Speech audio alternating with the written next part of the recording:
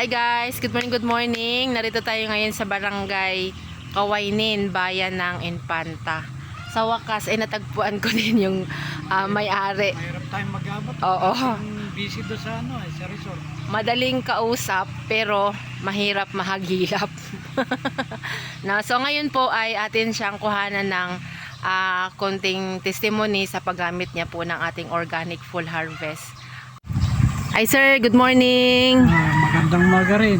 Opo. At ako po'y may kaunting katanungan patungkol po sa inyong pagbubukid ngayon. Palibhasa ay may bago po kayong inadapt ng pamaraan sa pagbubukid. Kumusta po yung sa una po natin is yung sa damo? Hindi na ako nakapagbomba ng sa damo ngayon. Okay. So, hindi kayo nakapagbomba sa damo. Dati nagbubomba kayo. Tsaka yung sa uod, hindi rin ako nakapagbomba ng sa uod. Oo. Hindi rin po kayo nakapagbomba ng sa uod. Pero yung kuhol, Ayun ang talagang hindi nawawala eh. oo. Isang bomba lang. Isang patayan lang. Patayan lang. Oo.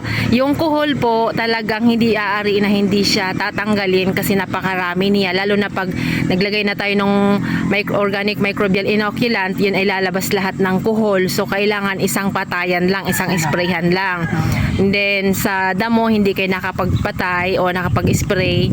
Sa uod, hindi na rin po ba? Hindi rin.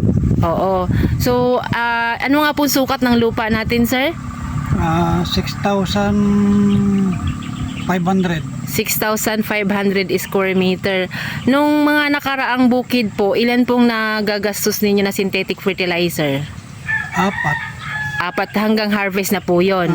Okay. Sa ngayon po, nakailan na kayo sa edad po ng palay ninyo ngayon? 2 lang. 2 pa lang. So may pahabol pa tayo. Hindi na. Hindi kayo maghahabol na. Hindi na. Okay. So 2 na lang. So ang nawala sa inyo, yung pangdamo, pang-uod, tapos yung synthetic ninyo nabawasan ng kalahati.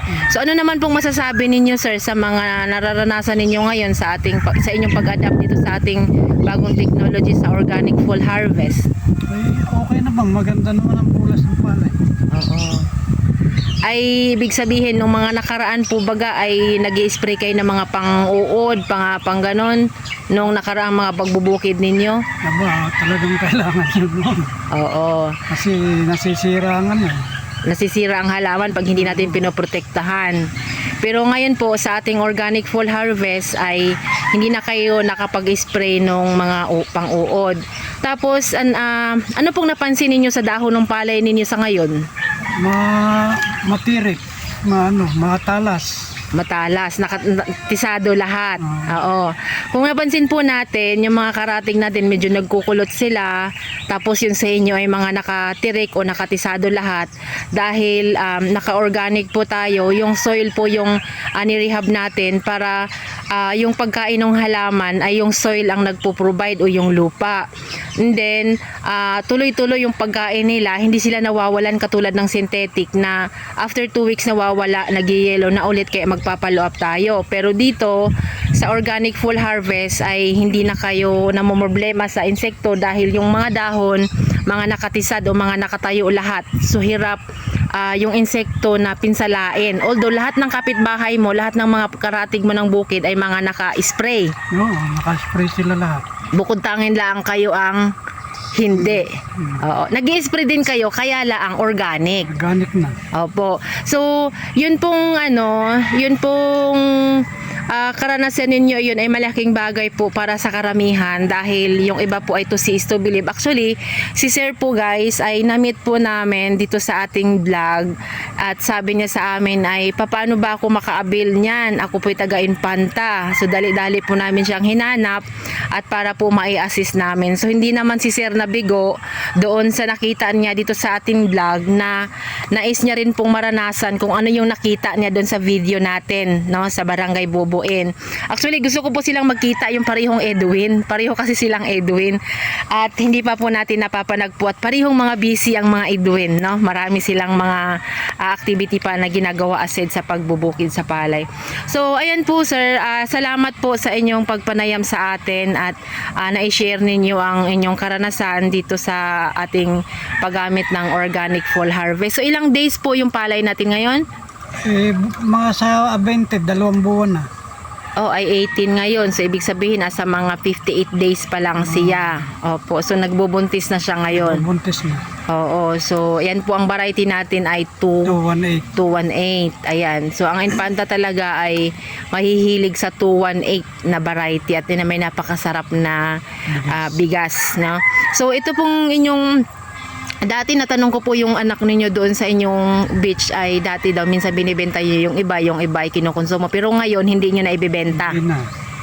I-stock na lang sa kuno.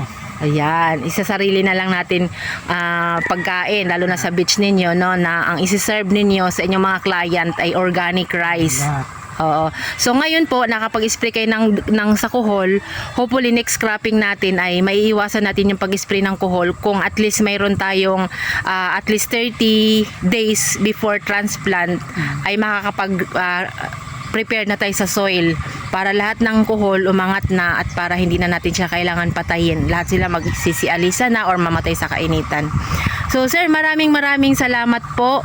No, at sa time natin sa umagang ito tayo nagpanagpo at sa susunod po ay kukuhanan din namin kayo ng statement kapag nasasako na yung ating palay. Yung harvester na. Oo, harvester na natin ay babalikan po natin. Ang nakaraan ay 72 ito eh. Naka 72 kayo. Oo. Makikita ngayon kung gaano kadami. Tama, oo. Kaya lang ako po ay parang gusto kong i-suggest na magdagdag pa tayo ng at least yung 0060 na pataba. Pero kung kayo po ay ayaw niyo na, Nakadalawang sako na kasi. oo, nakadalawang sako na. Okay. So ayan sir, maraming salamat po at magandang umaga po. Kasama ko po yung aking bagets.